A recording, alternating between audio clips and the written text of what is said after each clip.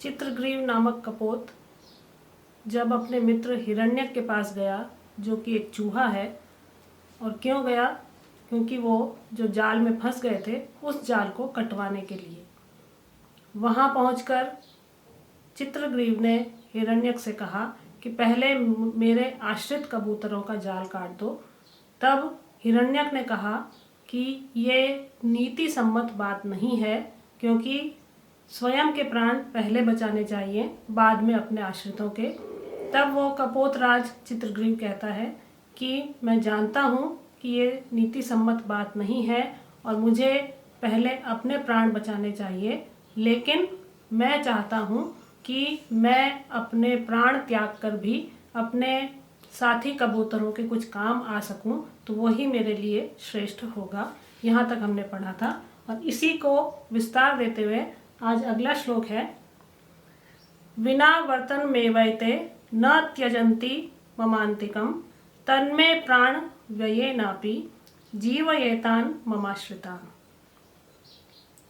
चित्रग्रीव जो कबूतरों का राजा है, वो कह रहा है अपने मित्र हिरण्यक चूहे से कि एते वर्तनम विना, एते ये जो सारे कबूतर हैं मुझ पर जो आश्रित हैं, वर्तनम विना, बिना वेतन के, बिना कुछ मुझसे लिए, मम अंतिकम नैव त्यजन्ति, मम अंतिकम मेरे साथ को या मेरे समीपता को न त्यजन्ति नहीं छोड़ते हैं। तो ये जितने भी मुझ पर आश्रित कबूतर हैं ये सदैव मेरे साथ ही रहते हैं। और कैसे? वर्तनम विना, बिना वेतन के भी ये मेरा साथ नहीं छोड़ते हैं। तत् तो इस कारण से मैं प्राण व्ययेन अपि, मेरे प्राणों का व्यय हो जाने पर भी या मेरे प्राणों के नष्ट हो जाने पर भी एतान मम आश्रितान जीवय, एतान इन मम आश्रितान मुझ पर आश्रित कबूतरों को जीवय तुम जीवित करो या इन्हें तुम जीवन दान दो।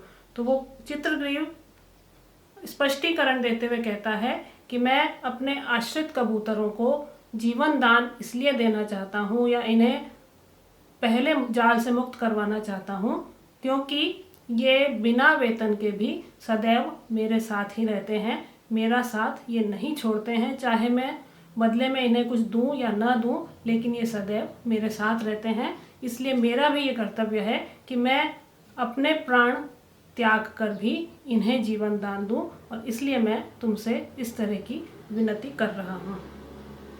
क्योंकि मांस और हड्डियों से जो बना हुआ ये शरीर है ये नश्वर है और मैं इसके प्रति कोई मोह नहीं रखना चाहता हूँ। तो मुझे इस काम को करने की अनुमति दो और इनके प्राणों की तुम रक्षा करो, क्योंकि ये सदा न रहने वाला या जो नश्वर शरीर है उसको त्यागने के बाद में मुझे सर्वदा रहने वाला यदि निर्मल यश प्राप्त होता है तो ऐसा लगेगा मुझे कि मैंने सब कुछ प्राप्त कर लिया है।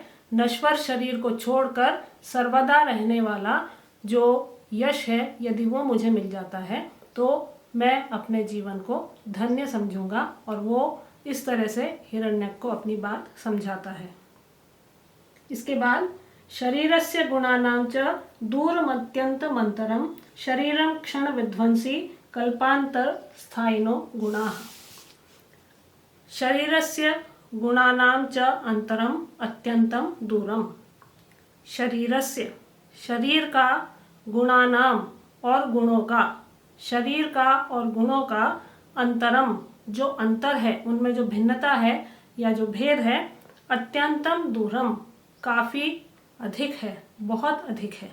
तो शरीर और गुणों में जो भेद है वो बहुत अधिक है, क्योंकि शरीरम जो शरीर है क्षण विध्वंसी, क्षण भर में विनाश को प्राप्त होने वाला है, लेकिन गुणाः जो गुण है कल्पांत स्थायिनः वो कल्पांत बहुत युगों तक स्थायी रहने वाले हैं।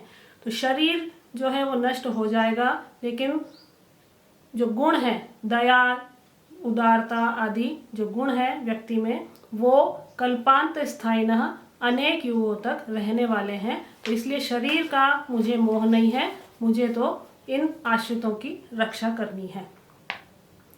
इसके बाद छोटा सा गद्यांश है जिसका मैं अनुवाद पढ़ रही हूँ।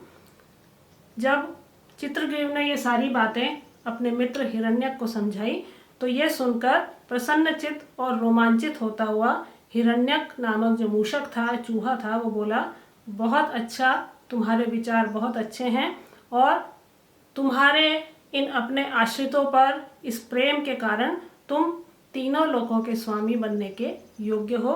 और ऐसा कहकर उसने सभी कबूतरों के जाल को काट दिया और सभी आश्रित कबूतरों को हिरण्यक ने जाल मुक्त कर दिया।